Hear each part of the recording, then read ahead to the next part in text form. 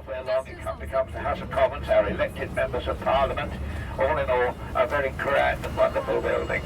And we'll also, apart from looking at Big Ben ahead of you now, I ask you to take a nice, wonderful look round, all the way right round behind us, and you get a wonderful panorama and a wonderful view of London as we look all the way round and crossing over. And looking down the River Thames itself, as you can, looking in towards the City of London. Ahead and over on your right-hand side, the red brick building with the white lines around it, that is Scotland Yard. That's the old original Scotland Yard, the time of Sherlock Holmes and all that kind of thing, which indeed is quite modern famous, I suppose. The other rather strange looking building ahead of you and on your front here is a very modern building, but that's the offices for the members of Parliament. So we're going to take you then out into Parliament Square, right underneath Big Ben now, and we look at the great clock tower itself. Actually, Big Ben is a bell that hangs inside, it's not the actual clock. But it's called Big Ben, named after the man who got it up there, called Sir Benjamin Hall. Anyway, round in Parliament Square, we have to turn left on our right-hand side now. We shall have what's got a big, very famous statue of our famous leader, Winston Churchill, just on your right-hand side as we turn. And once again, you're going to have the view of Parliament, and indeed, the oldest part of Parliament, which is here on your left-hand side, the Great Hall itself, does date back to the 1200s. Right here on your left, it's a very active building, and worth a visit if you can actually get yourself a ticket to go in and have a look. The church on your left, this is Margaret's Westminster, very little church, 500 years old, but it is the parish church to the members of the Houses of Parliament, believe it or not. And they do have the privilege, if they so wish, of getting married in there. But behind it is the great church itself of Westminster Abbey. Our marvellous church built in the beginning of 960 when it was first started, although most of it you're looking at is from the 1200s. And this is where we have all our royal weddings. And most recently, in April last year, we had the wedding of Prince William and Catherine. And they came out of the door here on your left-hand side. I'm sure that all of you remember that. It was straight into their carriage to take them back to Buckingham Palace.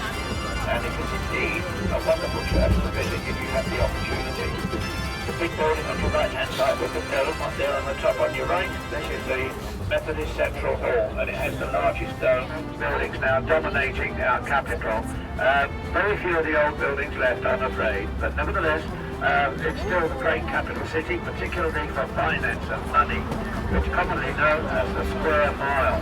Now, as we go out into the middle of the bridge, we will also look downriver, and we're looking down to the east end of London and to the new city, where all the big skyscrapers are, a place called Canary Wharf. And just beyond there is where the City of London will be hosting the Olympic Games. And just beyond the buildings, well, a little bit beyond, just down there on your right-hand side.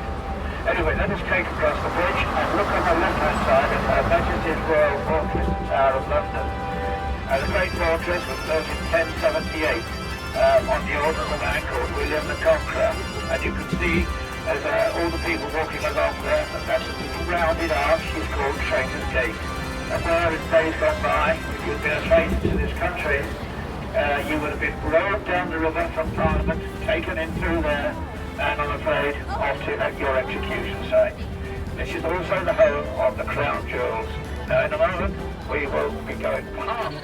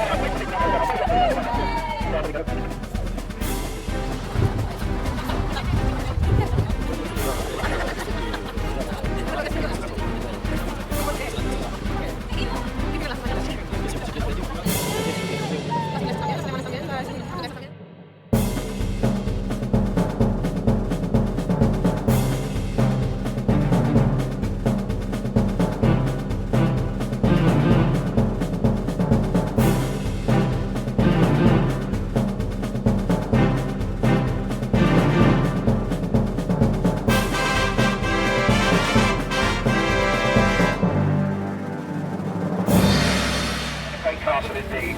It's never been under a serious attack, and I don't think it will ever fall in any way. And the castle is worth a visit for two reasons. Here we have a very famous vehicle called the Beefeaters.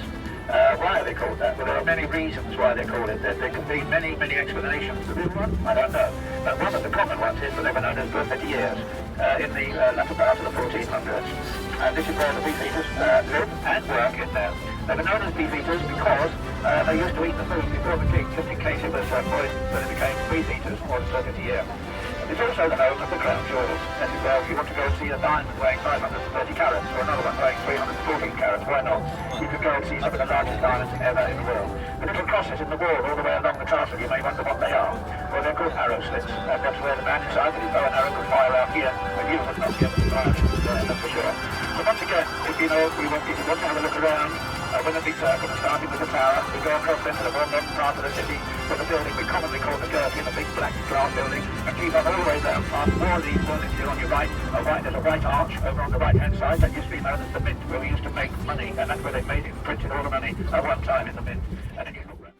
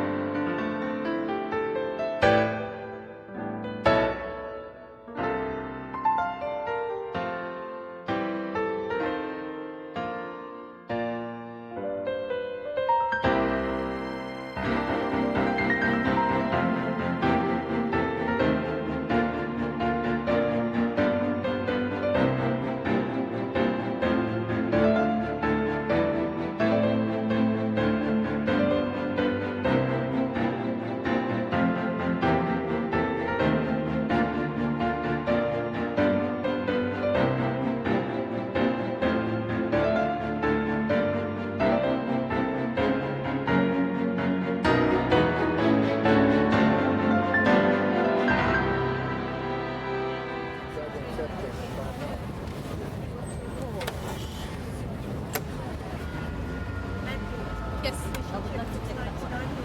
How much? $6.99. Oh yeah, do you know what I mean? It's terrible. Huh? Well, that's why it's cheaper. Weatherspoon's always cheaper.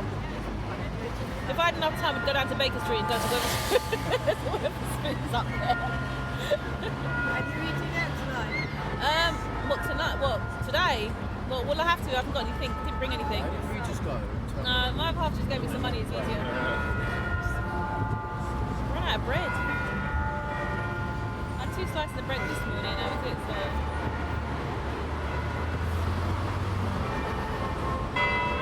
Oh, there's some milk. That's really Is to make sure the weights to go in the correct time.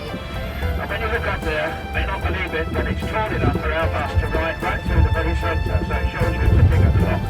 And you can also see that it is surrounded up there by gold. It is all gold, 32,000 sheets of 23.5 carat gold leaf. Now we have a very different view indeed of Westminster Abbey over there to our left, and the little church of St Margaret's in front of them shortly. So we're now going to go past the Abbey again, and indeed the main entrance to our left. And we're also going to look ahead to the Westminster Hall, or the big hall, not the Westminster Hall, is the main hall, with the dome on top, the Methodist Central Hall, and the dome on top. I just thought I'd show you your emblem that you ever go to St Paul's Cathedral. Well, that dome up there is only just a little tiny piece smaller than the great dome on St Paul's. That's here between here and St Paul's Cathedral, which is why the Tower of London was built on the site of part of the Roman settlement here as well. Anyway, the Great Bridge, it used to open many, many times, you know, up to 60 times a day with ships going in and out, boats going in and out, and its heyday. Of course, the ships have now got bigger and bigger, building it yet. It's towering up, it's called the Shard, and it goes up nearly over 1,000 feet in the air. It goes up over 1,000 feet in the air. It will work when it's finished off. There will be shops and offices into the middle. We go where the bridge actually opens up, lifts up. We have a wonderful view of London looking to your left and indeed to your right. Now, ladies and gentlemen, have you all enjoyed your tour in London? Yeah!